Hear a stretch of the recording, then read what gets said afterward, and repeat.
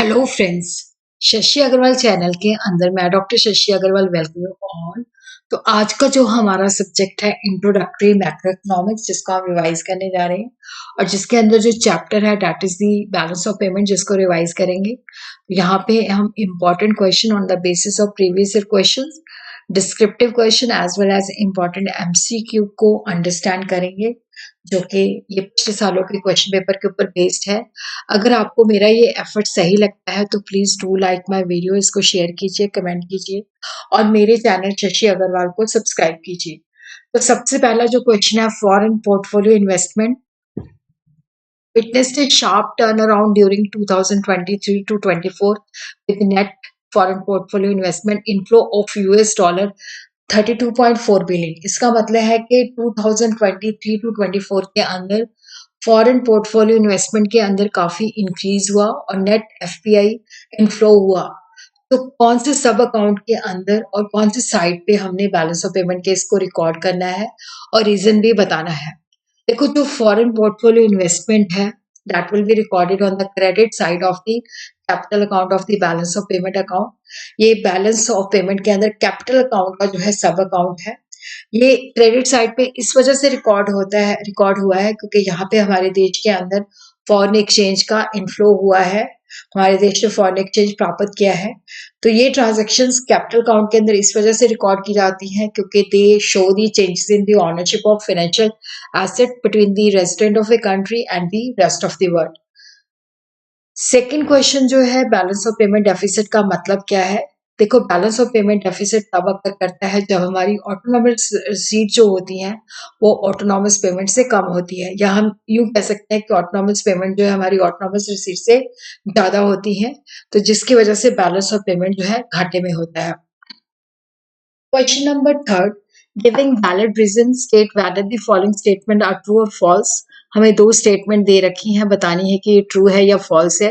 Dividend receive from the investment abroad is recorded on the credit side of the capital account. ये statement जो है false है क्योंकि dividend जब हम रिसीव करते हैं बाहर से तो उसको हम करंट अकाउंट की क्रेडिट साइड पे रिकॉर्ड करते हैं, कैपिटल अकाउंट की जो क्रेडिट साइड है उस पर रिकॉर्ड नहीं करते। Depreciation of the Indian currency will lead to the promotion of Indian export, तो ये ट्रू स्टेटमेंट है। तो डिविडेंड जो स्टेटमेंट है वो फॉल्स है क्योंकि इसको हम करंट अकाउंट की क्रेडिट साइड पे रिकॉर्ड करते हैं, ना कि कैपिटल साइड पे।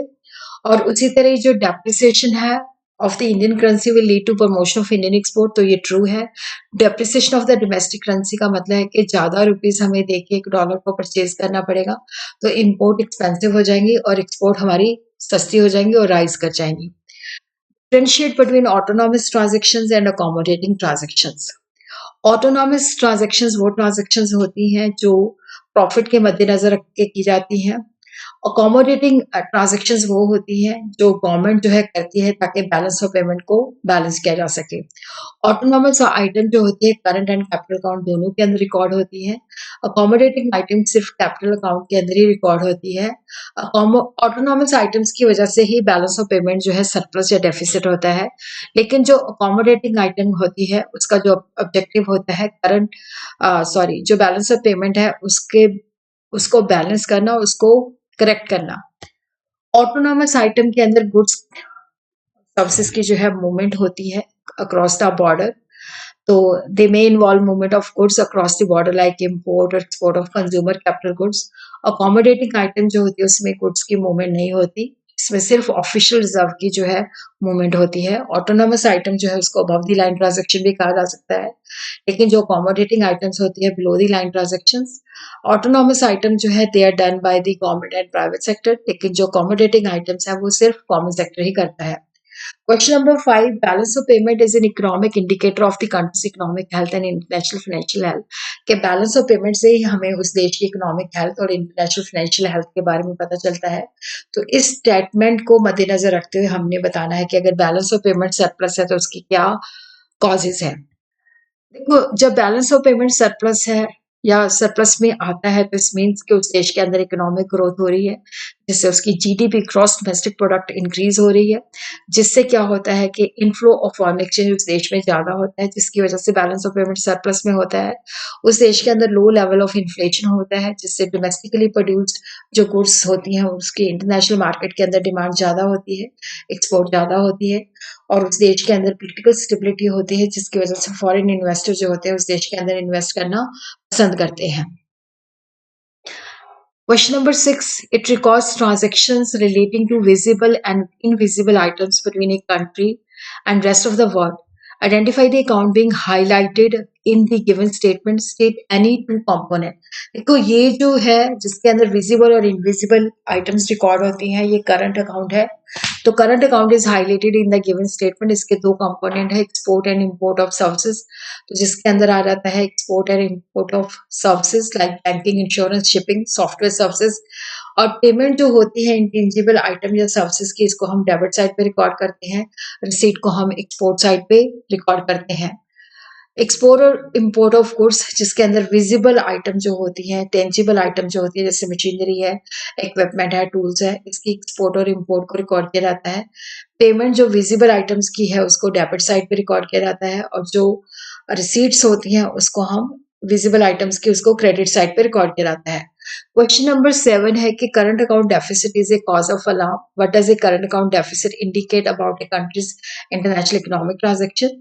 सेकेंड पार्ट जो है कि वाई जो लगातार करंट अकाउंट में डेफिसिट है तो ये इकोनॉमी के लिए अलार्मिंग का विषय होता है। तो इसके पोटेंशियल कॉन्सिक्वेंसेस क्या होते हैं। तो फर्स्ट पार्ट का है कि जो करंट अकाउंट डेफिसिट है इसका मतलब है कि देश की इंपोर्ट जो है गुड्स एंड सर्विसेज की वो ज्यादा है, और export of goods and services less than as compare to import, जिसकी वजह से क्या होता है कि हमारा जो आउटफ्लो है फंड्स का वो बाहर की तरफ जाता है, तो जिसकी वजह से करंट अकाउंट डेफिसिट होता है। इसके करंट अकाउंट अगर लगातार घाटे में रहता है तो इसके नेगेटिव कॉन्सिक्वेंसेज हैं। इसका मतलब है कि हमने डेफिसिट को फिनांस करने के लिए जो हमारा देश है उसको फॉरेन से जो है लोन वगैरह लेना पड़ता है, जिससे हमारा फॉरेन डेट इंक्रीज हो जाता है। और हाई करंट अकाउंट डेफिसिट की वजह से क्या होता है कि हमारे देश की जो करेंसी है वो डेप्रिसिएट हो जाती है, और जिसकी वजह से इंपोर्ट ज़्यादा एक्सपेंसिव हो जाती है। इकोनॉमिक इंस्टेबिलिटी है। Long term deficit indicates lack of competitiveness, या स्ट्रक्चरल इश्यूज होते हैं जिसकी वजह से हमारे देश के अंदर जो बाहर के देश है उनका कॉन्फिडेंस कम होता है, और जिसकी वजह से वो हमारे देश में इन्वेस्ट कम करते हैं और इकोनॉमिक इंस्टेबिलिटी आती है। अब हम एमसीक्यू को देखते हैं। फर्स्ट क्वेश्चन जो है statement 1, borrowing by a nation from the World Bank to finance balance of payment deficit will be recorded in the capital account. देखो हमारा देश जो है वर्ल्ड बैंक से फिनांस करता है जब बैलेंस ऑफ पेमेंट को करेक्ट करने के लिए, तो वो कैपिटल अकाउंट के अंदर रिकॉर्ड की जाती है, क्योंकि जब हम बोरिंग लेते हैं तो हमारी लाइबिलिटी जो है इंक्रीज हो जाती है, और जो बोरिंग ली जाती है उसको credit side of the capital account में रिकॉर्ड किया जाता है। स्टेटमेंट 2 जो है ऑटोनॉमस ट्रांजैक्शन और independent of the condition of balance of payment. Autonomous transaction जो होती है वो इंडिपेंडेंट होती है। ऑल्टरनेटिव है statement 1 is true, statement 2 is false, statement 1 is false, statement 2 is true, both statement are true and both statement are false. तो C जो है that is the option, both statement are true. उसी तरह MCQ 2, statement 1, foreign grants in and receipts do not lead to any claim on the government, क्योंकि जब बाहर से grants आती हैं तो वो कोई लायबिलिटी क्रिएट नहीं करती। स्टेटमेंट 2 जो है disposal of equity by the public sector undertaking in the market may lead to decrease in the assets of the government, कि जब पब्लिक सेक्टर अंडरटेकिंग के जो शेयर होते हैं सेल किए जाते हैं तो जिससे गवर्नमेंट के एसेट डिक्रीज हो जाते हैं। दोनों ही जो स्टेटमेंट है वो ट्रू है, तो जो सी ऑप्शन है बहुत स्टेटमेंट है ट्रू वो लगेगी। क्वेश्चन नंबर 3 जो है हमें डायग्राम दे रखी है, यहाँ पे जनवरी 23 और जनवरी 24 की इंपोर्ट और एक्सपोर्ट दे रखी है। तो उन्होंने कहा कि trade under current account during जनवरी 2024 रिफ्लेक्ट। तो यहाँ पे हम देखते हैं कि जो हमारा इंपोर्ट है 24 के अंदर वो हमारी एक्सपोर्ट से ज्यादा है, तो यहाँ पे डेफिसिट होगा। आगे हम जाके देखते हैं क्या क्या ऑप्शन है। तो हम देखते हैं कि इंपोर्ट के अंदर से हम एक्सपोर्ट को माइनस कर देंगे तो वो हमारा डेफिसिट आ जाएगा। तो यहाँ पे है सरप्लस 0.74, डेफिसिट 0.74, सरप्लस 3.85, डेफिसिट 3.85। तो जो हमारा आंसर है डेफिसिट है, ये डेफिसिट 0.74 का है, क्योंकि यहाँ पे हमारी एक्सपोर्ट है 69.72 और जो हमारी इंपोर्ट है 70.46। उसी तरह हम देखते हैं कि जो हमारा balance of payment of economy record for dash fiscal year income and expenditure of the government, inflow and outflow of the funds of the government, inflow and outflow of government foreign exchange from the economy, inflow and outflow of loan to the from the rest of the world। तो यहाँ पे हम देखते हैं कि हमारा जो answer है कि जो बैलेंस ऑफ पेमेंट है, तो ये inflow and outflow of foreign exchange है, वो हमारे देश के अंदर भी हो सकता है और हमारे देश से बाहर भी जा सकता है। तो थर्ड ऑप्शन जो है that is the right option. तो क्वेश्चन नंबर 5 हम देखते हैं। If the value of export of merchandise is 1500 crore and import of goods are 20% more than the export, अगर देखो हमारी एक्सपोर्ट जो है 1500 करोड़ है, इंपोर्ट जो है 20% मोर देन द एक्सपोर्ट, तो वैल्यू ऑफ इंपोर्ट बतानी है, साथ में हमने ट्रेड डेफिसिट बताना है, दो फिल इन की ब्लैंक्स है। तो यहाँ पे ये हमें ऑप्शन दे रखी है। फर्स्ट ऑप्शन के अंदर है 1800, 3300, सेकंड ऑप्शन के अंदर है 1800, 300, थर्ड ऑप्शन के अंदर है 1200, 300, फोर्थ ऑप्शन के अंदर है 1200 एंड 3300। यहाँ पे हम देखते हैं कि जो हमारी ऑप्शन है, क्योंकि यहाँ पे हमारी जो सेकेंड ऑप्शन है दैट इज द करेक्ट। हमारी इंपोर्ट जो है वो 20% मोर देन द एक्सपोर्ट, तो 1500 इंटू 120 बाय 100, तो ये आ जाती है 1800।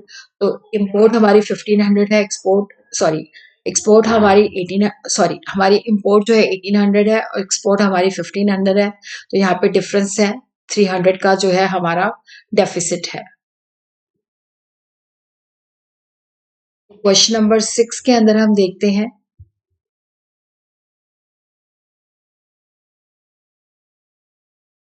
Gift and remittance sent abroad, जो हम बाहर गिफ्ट और रिमिटेंस भेजते हैं उसको कौन सी साइट पे रिकॉर्ड किया जाता है और किस अकाउंट के अंदर रिकॉर्ड किया जाता है। हमारे पास जो ऑप्शन है ये credit capital, debit capital, credit current, debit current.